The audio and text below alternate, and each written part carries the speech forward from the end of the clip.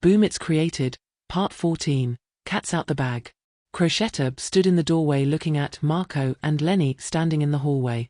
She wanted to shut the door and leave them there, but she knew it was time to introduce her good friend to the man she was interested in being with.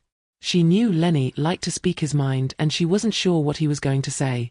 He suddenly pushed past her and walked into the apartment.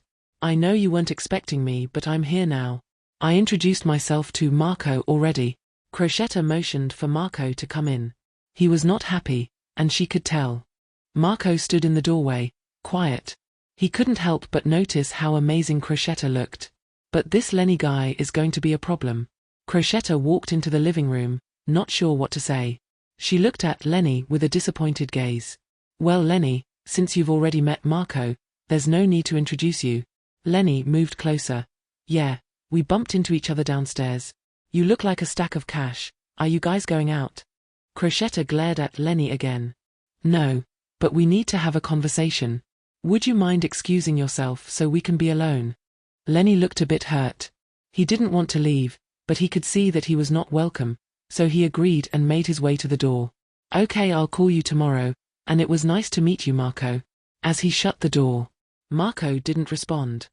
Lenny got downstairs and thought about how great she looked and instantly regretted leaving her alone with Marco. He knew she had a connection with Marco, but he wanted her to have that connection with him. "I need to go back up there." He pulled out his phone and called Crochetta. He wasn't sure what he would say to get her to let him back in the apartment, but he knew he couldn't leave without trying. The phone just rang. He hung up and called again. But no answer. He thought about ringing her buzzer. But he didn't want to look desperate, even though he was. As he walked off embarrassed and hurt, Lenny thought to himself, "How am I going to get this guy out of the picture?" Meanwhile, Crochetta stood in her apartment looking at Marco, trying to gauge his emotions. "Lenny is something else, but that's my friend," she said with a slight laugh. Marco was not happy. He hadn't said much of anything the whole time Lenny was there, and he didn't want to upset Crochetta, but he couldn't take it any longer. "So Lenny told me you guys used to date. Is he trying to get you back?" he curiously asked. "Hell no," Crochetta quickly responded. "Lenny and I thought about dating, but we never did. We're just friends." Marco was happy to hear those words, and he wasn't going to waste any more time pretending not to care. "Crochetta, you know I've been waiting to get another date with you. I wasn't in the right mind when I met you the first time. I wanted to make it up and take you on a proper date." She sighed deeply. "I've been thinking about that too, Marco. I actually invited you over to tell you that I wouldn't mind giving you another chance." Marco felt weak.